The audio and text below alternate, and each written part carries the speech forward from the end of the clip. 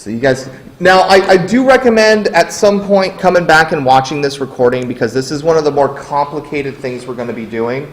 And so it'll help you guys to kind of see it a second, third, fourth, eighth time.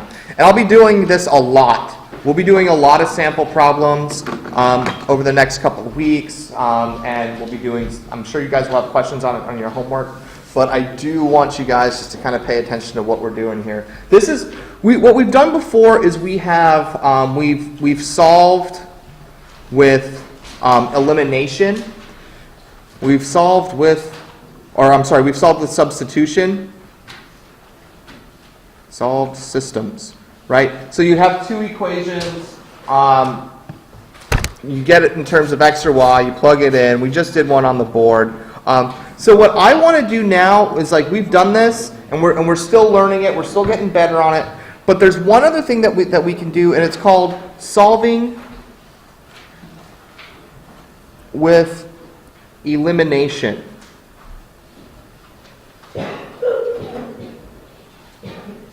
Okay? So by the end of today, you're going to have 3 ways to solve systems. The first way is graphing. You know, this is where you get them to cross and you see where they cross. The second way is substitution. And that was like number 7 on the quiz. And this new way that we're learning today is called elimination.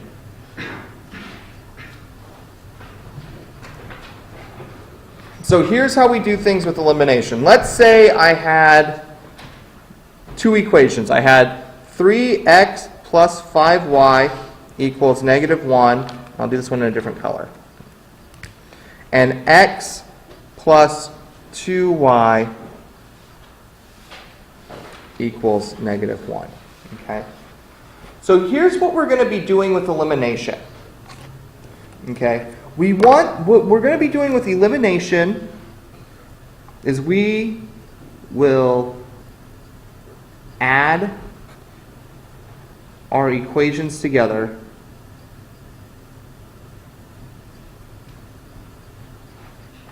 to eliminate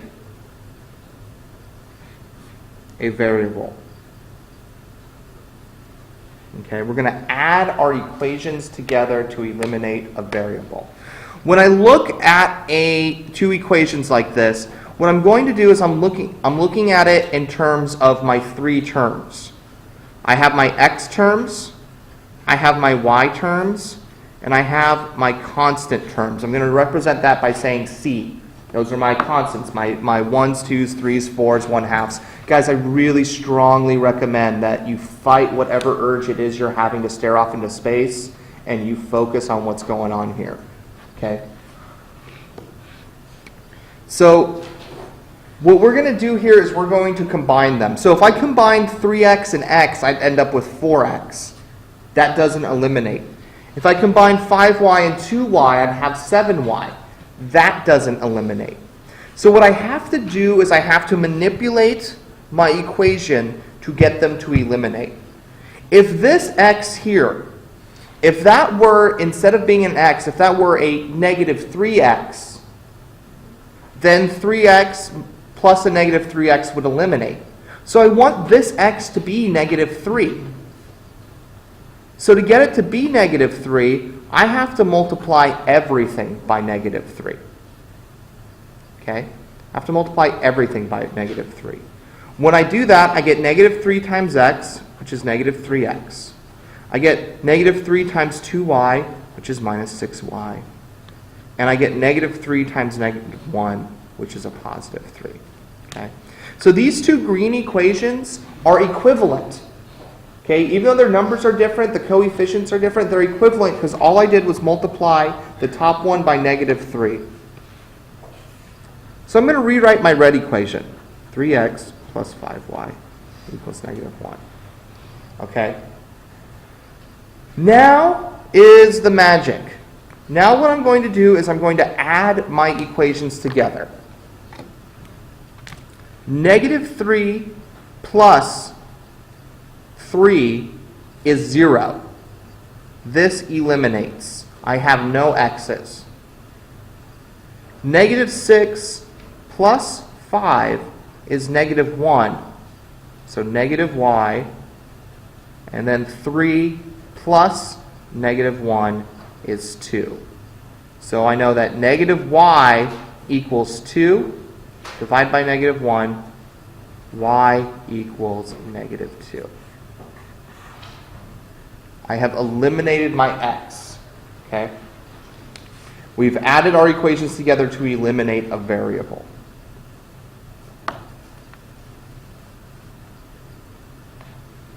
Next, this part's easy. I know what y equals. All I have to do is plug that into any equation to get my x. I'll choose my red equation. So I have 3x plus 5 times negative 2 equals negative 1. This is just basic algebra. 5 times negative 2 is minus 10 equals negative 1 plus 10. 3x equals 9. X equals 3. So my final answer is 3, negative 2. Okay.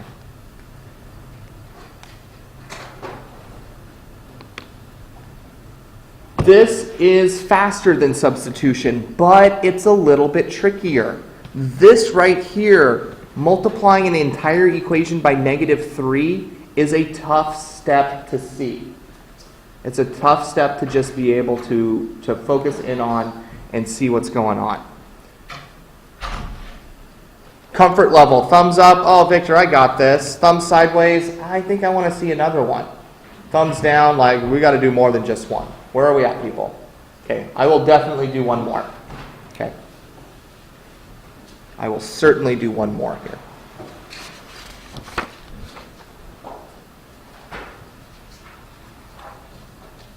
Okay, I'll do one that's maybe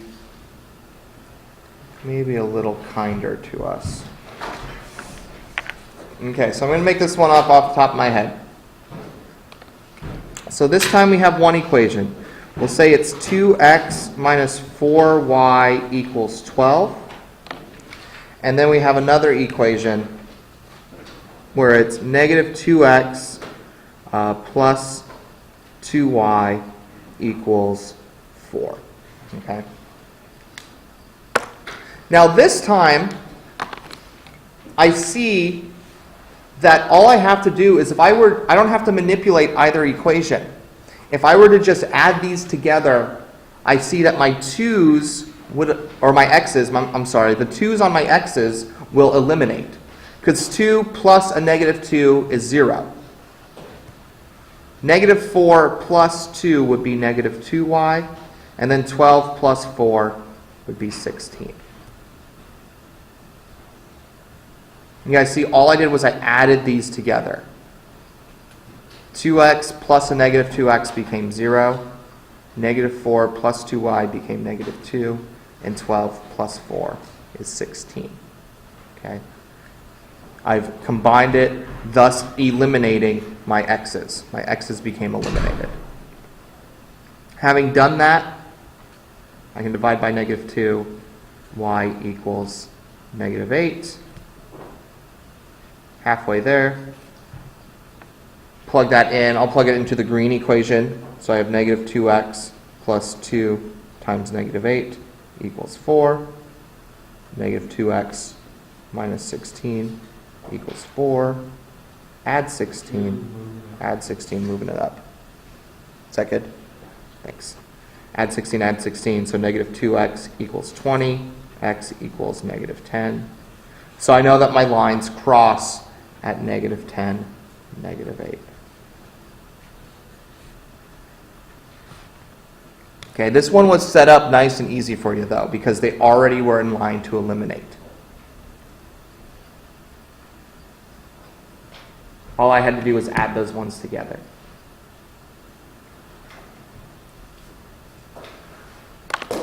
But let's do the same equation, the same two equations, 2x minus 4y equals 12 in orange, and negative 2x plus 2y equals 4. And let's try to eliminate our y's. Okay, let's eliminate our y's.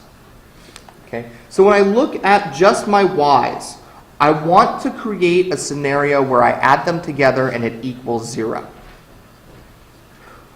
What do I have to do to cause that to happen? I have to multiply one of the equations by some number. What equation should I multiply, and what number should I multiply it by? Should I multiply the orange by some number to get it to eliminate with 2? Or should I multiply the green by some number to get it to eliminate with -4? Naya, do you want to give it a try? The green one?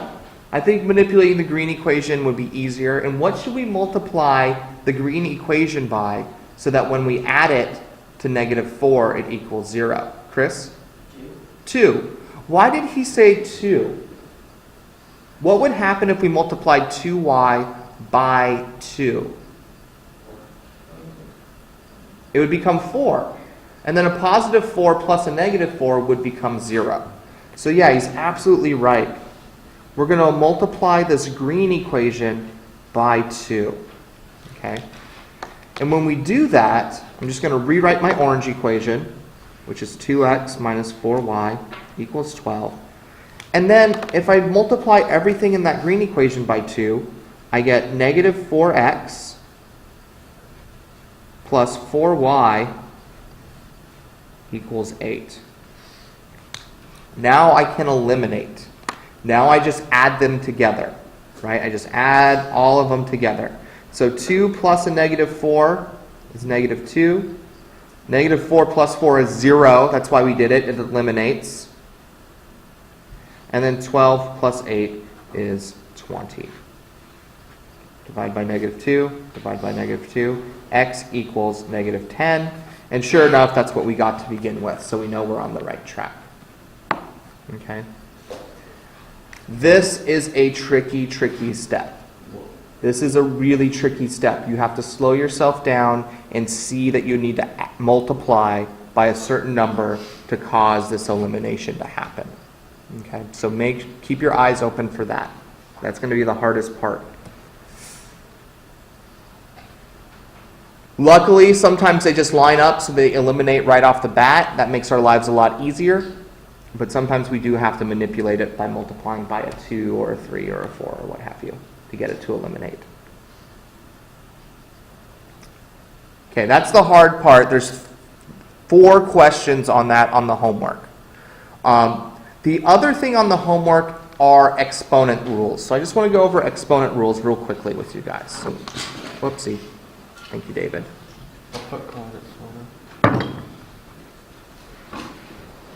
Exponent rules. Okay. So we kind of went over this a little bit at the beginning of the term. It was in your homework a little bit as kind of a review. And so I just want to talk about one special thing. You know, if I have x times x times x times x, that's the same as saying x to the 4th power, right? Because I have 4 x's being multiplied by each other, so that's x to the 4th power. Meanwhile, you know, if I have x to the 7th power, that's going to be the same as 1, 2, 3, 4, 5, 6. Is that 7? 1, 2, 3, 4, 5, 6, 7. 7, yay! Right? This is just some of our basic exponent rules. But what I'm going to have you guys do now is I'm going to do something tricky with you guys. What if instead of this I had x to the -2 power? Right? Whoa, right? Negative power, what does that mean? Suddenly we have this negative symbol in there. And here's all that the negative symbol means. The negative power,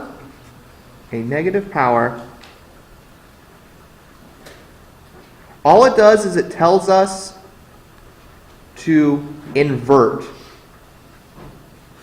Okay? And what does it mean to invert? Invert means to flip, right? To put it over 1. So if I have x to the -2, all that means is we write it as 1 over x squared. Okay? It's not exactly the opposite, because when we say opposite in math, we mean positive becomes negative and negative becomes positive. But to invert something means to flip it around, to turn it inside out, so to speak. Okay, so it's like taking your jacket and pulling the sleeves through so you're wearing it inside out, right? Am I the only one who does this because I'm bored? You spill something on your shirt, you turn it inside out so no one knows, right? That's what we're doing here. We're inverting our term here. So if it has x to the negative 2, that tells us to write it as 1 over x squared. So play along with me. If I had 4 to the negative 3 power, I want you guys to take a second and try to do this. What's 4 to the negative 3 power? Okay. The first thing you want to do is you want to fix that negative. The negative's the weird part, right? The negative's the part where we're scratching our heads. So looking at what we did here, what are we going to do with 4 to the negative third? What are we going to do? Maya, you want to give it a try? It's 1 over 4 to the third power. Absolutely. And so now we have 4 to the third power. Well, we just need to evaluate that. So you can grab your calculator, put 4 to the third. And actually, let me show you how to do that on a calculator real fast. Because this is a common problem here. I'm going to zoom in super close so you guys can see all the keys here. All right. So typically, we see that there's this squared button right there. You just hit that squared button and it does it automatically for us. But if you look around, you see that there's no third power. There's no fourth power. All that it has is squared. So to be able to do it to the third power, we would do this. And then you see this little arrow that's pointing up. I call this a caret because it kind of looks like the tip of a carrot. And you can see that when I hit it, it goes up into the exponent here. You would then hit 3. And you see now it says 4 to the third power. I'll hit enter, and it tells me my answer, 64. Now you might be saying, Victor, how do I know I did this right? Well, we know that 4 to the third power is the same as 4 times 4 times 4, right? There's 3 of them. If I hit enter, it should equal 64. Sure enough, it does. Whoa. So that's how we do it in the calculator. We use that caret symbol to help us do that. Now, what happens if we did a negative number, right? Because that's 64, so that tells me this is 1 over 64. 1/64th, so what's 1 divided by 64? Well, it ends up being this tiny little decimal. And this is why I prefer fractions to decimals. I know I've been harping on that a lot, but it's because this number, we have to round it eventually. 0.015625. If we round it there, it becomes 0.02, which is very different than our answer. Okay? Our fraction is more precise. But let's look at what happens if we do this. If I do caret negative 3, well, it should give me this. Oh, but it's smart and it's nice and it just gives it to me as a fraction. It gives it to me as 1 over 64. Fractional form is the answer. I always prefer fractional form. Always, always, always prefer fractional form. Unless the problem itself gives it to you in a decimal. If it says, what's 0.5 times 0.25, yeah, then give it to me in a decimal. But if it gave you 1/2 times 1/4, I want it as a fraction. I want the answer as a fraction. Does that make sense? Instead of 0.125. All right. I think that is all that you need to be successful on tonight's homework. So I'll go ahead and end the recording and let you guys get to it.